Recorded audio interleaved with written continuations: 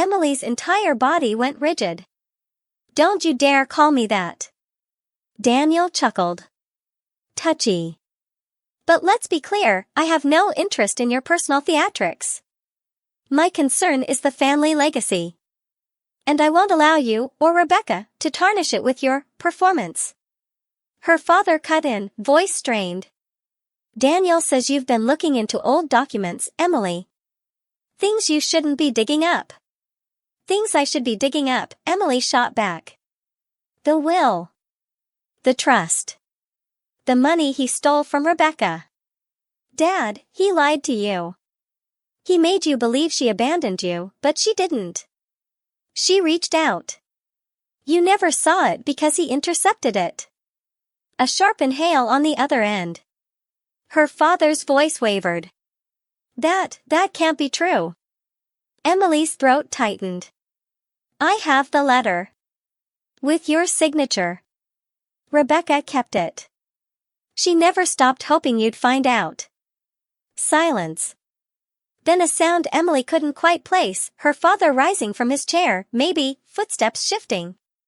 "Daniel?" Her father's voice was quieter now, uncertain. "Is that true?" For the first time, Daniel's smooth confidence faltered. "She's lying. Rebecca always lied. That's why she left." Emily's chest surged with both fear and hope. This was it, the crack in Daniel's armor. "Dad," Emily whispered, "please. Don't let him erase me the way he erased her. Don't let him control the truth." There was a long pause. Then her father's voice, heavy with something she hadn't heard in years, doubt. "Emily, come here. Tonight. Bring the letter. We'll talk about this face to face." Daniel's voice cut in sharp, commanding. "That's a mistake, brother. You can't let her drag you into this." But her father didn't answer him. He only repeated, firmer this time, "Emily. Tonight." The line went dead. Emily sat frozen, the phone still pressed to her ear. Daniel was already in her father's house, whispering poison into his ear. But now, for the first time, her father had a reason to question him. Rebecca leaned forward from across the diner booth, her face pale but determined. "He's slipping. Daniel never expected you to fight back this hard. But be careful, Emily. If he feels cornered, he'll strike." Emily swallowed hard. "Then we don't give him the chance. Tonight, I bring the letter." Rebecca reached across the table, squeezing her hand. "And I'll be right there with you." But neither of them noticed the man in a dark coat leaving the diner, phone in hand, typing a quick message. "They're coming tonight. Be ready." The evening air felt colder than usual as Emily clutched her purse, the envelope with her father's long-lost letter tucked safely inside. Rebecca drove them toward the old family home, her knuckles white around the steering wheel. "You know he'll try something," Rebecca murmured, eyes fixed on the road. "Daniel doesn't fight fair. He never has." Emily swallowed. "Then we don't let him control the narrative this time. We give Dad the letter before Daniel can twist it." Rebecca's lips curved into a tight smile. Spoken like someone who's finally ready to fight. When they pulled into the driveway, Emily immediately noticed the porch light was out. The house sat in uneasy shadow, every window dark except for a faint glow from the living room. Rebecca killed the engine. "He knows you're coming." Emily's heart pounded, but she forced herself out of the car. Her heels crunched against the gravel as she walked up the path, Rebecca right behind her. The front door creaked open before she could knock. Her father stood there, looking older, more weary than she had ever seen him.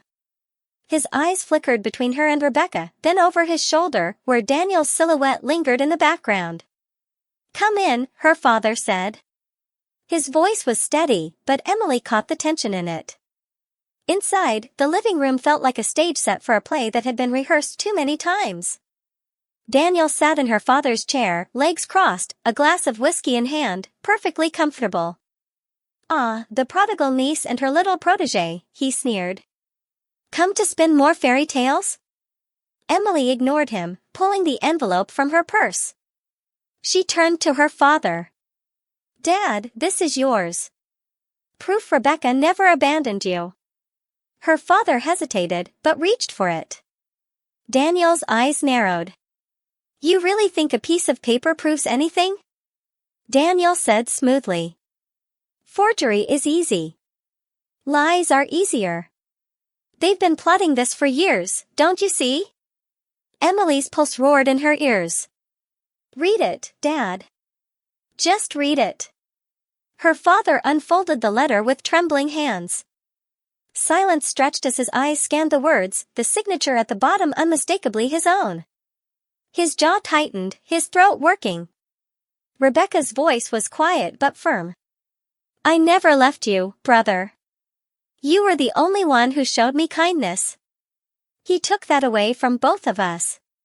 For a flicker of a moment Emily saw it, the truth breaking through her father's doubt, his gaze darting toward Daniel with something like anger. But Daniel was ready. He stood, calm and commanding. "She's manipulating you, just like she tried to manipulate me. And now she's dragging Emily into the same madness. Think, brother, if you side with them, you lose everything.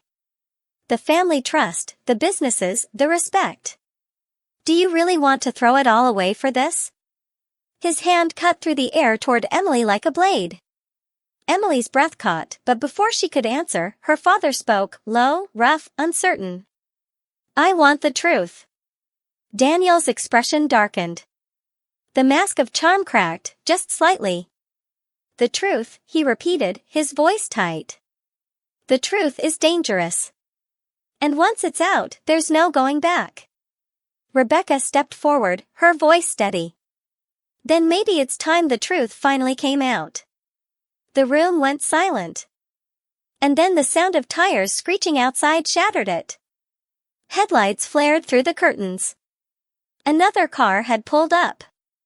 Emily turned to the window, heart in her throat. Who is that?" she whispered. Rebecca's face paled as she peered outside. "That's not one of ours." Daniel's lips curled into a thin smile. "You see, Emily, you're not the only one with allies." The screech of tires still echoed in Emily's ears as the headlights cut across the living room walls. She clutched the envelope tighter, her heart slamming against her ribs. Rebecca moved closer to her, protective, while Daniel only sipped his whiskey with unnerving calm. The front door creaked open again. Heavy footsteps entered before anyone inside could react. A man in a dark suit stepped into the room, his presence commanding. He wasn't family, Emily could tell instantly. His sharp eyes scanned the room, lingering on her before shifting to Daniel. "Mr. Daniels," the man said coolly, ignoring everyone else. "We need to talk." Emily's stomach twisted. Mr. Daniels. Not Daniel. Her uncle's real name had always been Daniel Thompson. Why was this man using a different one? Rebecca caught her confusion, whispering, "Alias." "He's hiding more than family secrets." Daniel's jaw tightened. "Not now," he muttered. The man in the suit stepped further inside, unbothered by Daniel's attempt to brush him off. "Oh, now is the perfect time. Because your little family drama here? It's about to spill into places you don't want it to." Emily's father stood, his face pale. "What's going on here, Daniel? Who is this man?" Daniel set his glass down with a sharp clink. "Business associate. Nothing to concern yourself with." The stranger smirked. "Business associate? Try fixer. Cleaner. The guy who makes sure your skeletons don't rattle too loud." He turned toward Emily, his voice lowering but still sharp. "And you, sweetheart, are rattling them pretty loud." Emily stiffened, but Rebecca stepped in front of her. "You stay away from her." The man's smirk widened. "Funny. That's what your brother said about you once, too. Look how well that turned out." Emily's father's face contorted with anger. "Enough. Someone tell me what's going on in my own house." Daniel exhaled slowly, his facade slipping. Fine. You want the truth?